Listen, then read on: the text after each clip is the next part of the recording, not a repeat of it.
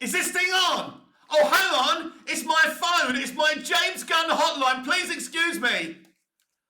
Hello, James. Is this you? Oh, I think I better talk to your husband. Oh, stop it. No, no, no, no, no.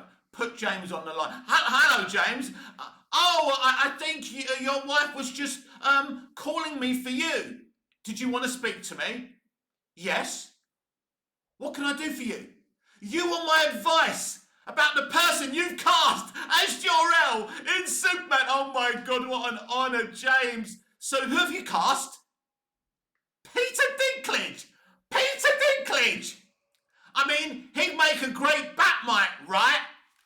Actually, Peter Dinklage would be a much better Jor-El than Bradley Cooper. Welcome back to Movies TV Mad. I'm Mick, your host with the most to start your girlfriends and your wives. You can follow me on X Twitter at Movies TV Mad and on Instagram and on Threads at Movies TV Mad X. On TikTok, Mad Mickey's World, and on Snapchat, BMouth60 Mick, your host with the most. A very warm welcome to Saturday's edition of the DCU Daily. And there is a huge rumour out there that James Gunn has cast Bradley Cooper as Jor-El. Now, I don't know if this is a great source. To me, this isn't a great source, but apparently he's had some wins on Reddit before. Apparently his name's something Anon or whatever it is. I can't remember his full name. But anyway, this guy claims that Bradley Cooper is James Gunn's Jor-El. It's been very interesting to me how long it's taken to even get anything about Jor-El and Lara. I mean, it's an insane situation. Why weren't they announced from the very beginning?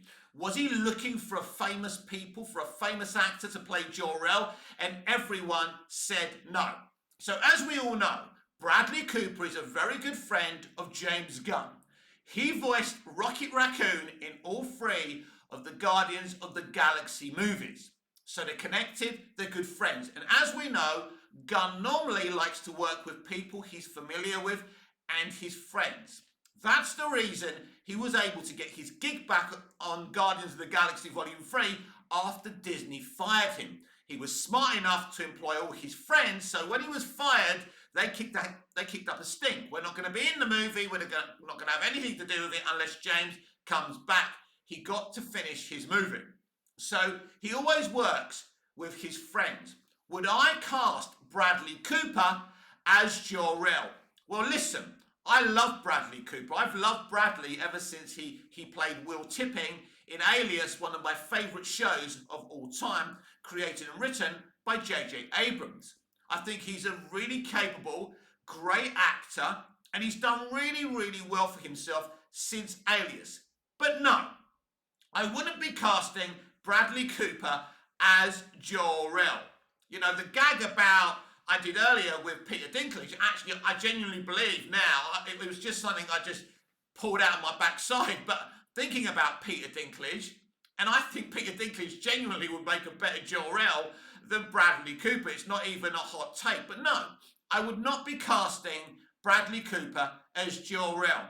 Think about this for a minute.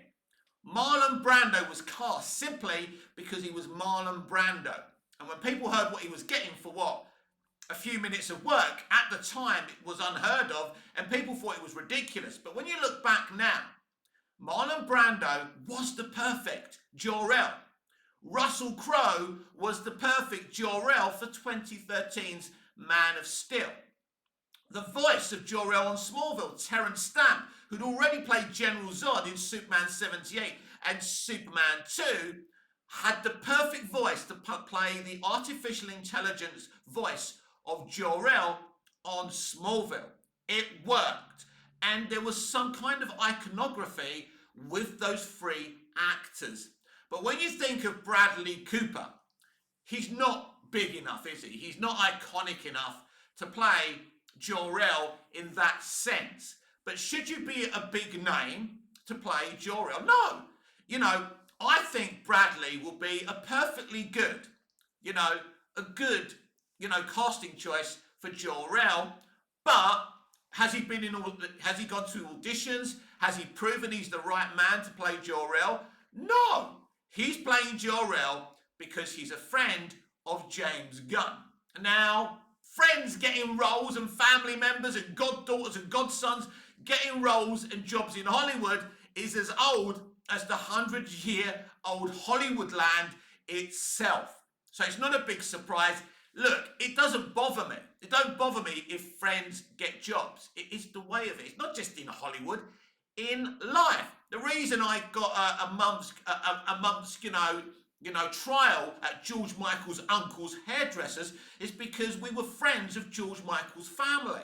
So that's why George Michael's uncle, when I was a very young boy and we came back from California and we, I'd finished my schooling in LA and my dad was working out there because he was working for a movie studio. We came back and I didn't have a job. My dad had convinced George Michael's uncle to give me a job in his hairdresser. So it was, it's what you know, it's who you know, right? It's not what you know in this world, unfortunately. So, yeah, he's getting the job because he's a friend of James Gunn. But nobody, I don't care if you're Boba Talks, I don't care if you're a James Gunn DCU shield, I don't care. None of you would be casting Bradley Cooper as Jor-El.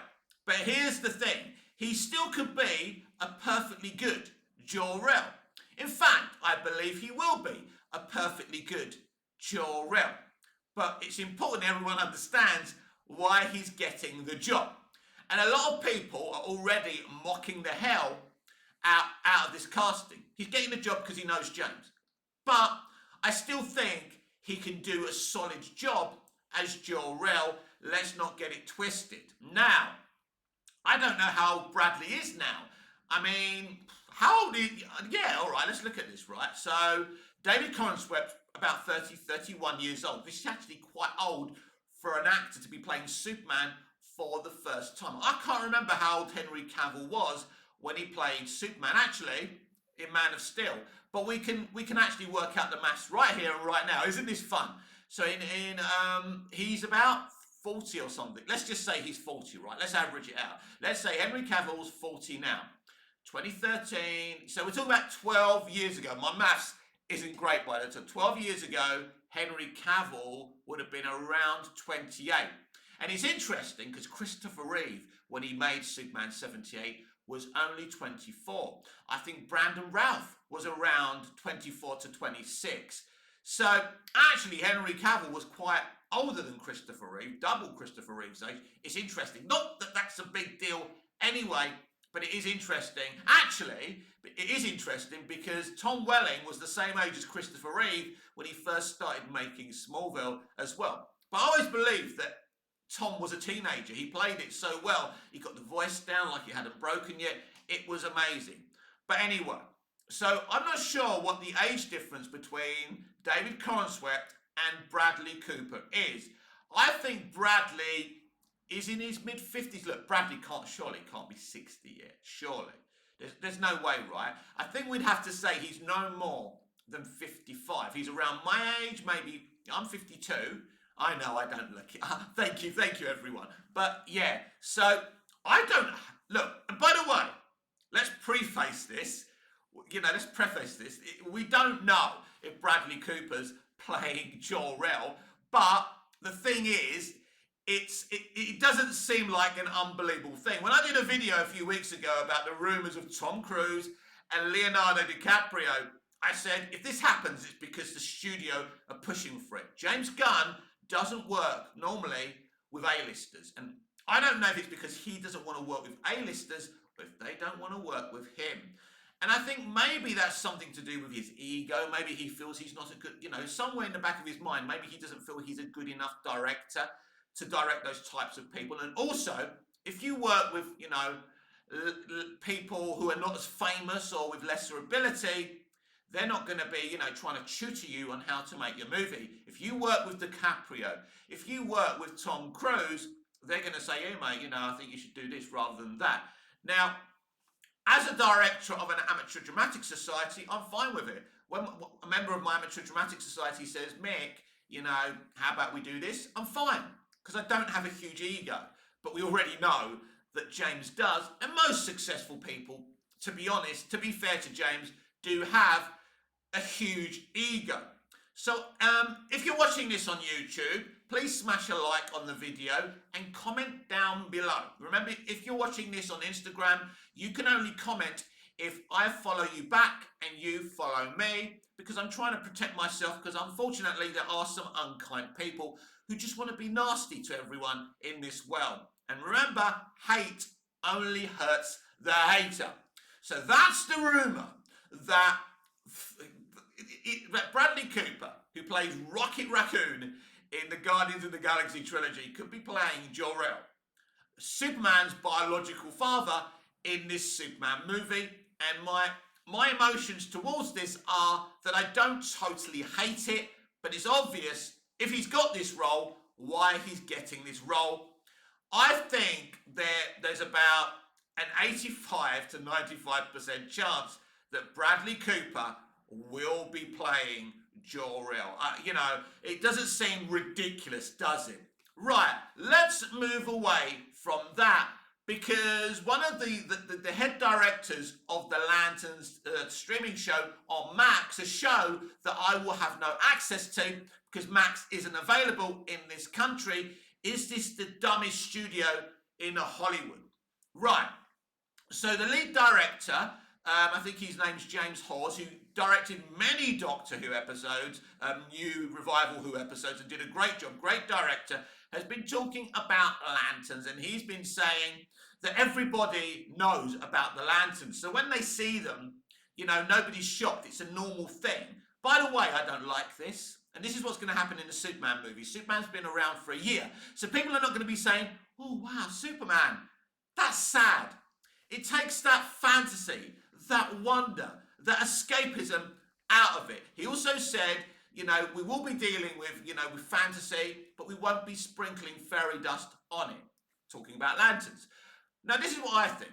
This is another way of being rooted in the real world and taking away that fantastical, magical element.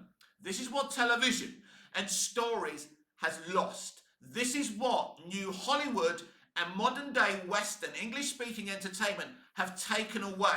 The wonder, the fantastical element, the escapism, because they want everything rooted in reality so they can talk about the Orange Man and their politics, blah, blah, blah, blah, and tell us how bad us straight white guys are. That's all they're interested in. And isn't that sad? And you take away the magic and the wonder. So even though I'll have no access to lanterns, I don't really care. Now, I would have cared if it was going to be an epic movie in cinemas with a lot of money spent on it, with a great director directing it. Not saying James Hawes isn't a great director, by the way, but yeah, I have little interest and I don't care that I'm missing it. It's like Creature Commandos. I would have liked to have seen it. I don't have Max. Doesn't matter. I'm not missing much at the end of the day. And I've unsubscribed from all the other streaming services that I do have access to. Now it's all about physical media. Classic great storytelling where Hollywood weren't gaslighting their audience. That's all I'm interested in. Of course, I'm going to go and see the Superman movie. I'm a DC fan, Superman fan. He's my favourite fictional character. Of course, I'm going to see that movie. However I feel about New Hollywood. And on the subject of the dumbest studio in Hollywood, Variety did a big article about the situation with Adby and DeLuca at Warner Brothers Pictures. In fact, they are under big pressure. They've lost Zaslav a lot of money, and the rumour still is that Peter Safran, the co-CEO of DC Studios, may be taking over their job. Is this an empty threat from Zaslav to get them to up their performance, or could this be true? As many people pointed out, Peter Safran has produced many flops from the DCEU. So you're going to give the job to someone that's produced so many flops. But here's the thing, Safran is connected to Toby Emmerich and the old leadership of WB Pictures. So if he gets the job, it's back with all those people again. Warner Brothers is in big, big trouble. And they're hoping to make some money now, so for their sake, with the rest of the movies they're releasing this year, including Superman, for their sake, let's hope They make some green, but it certainly isn't looking very good.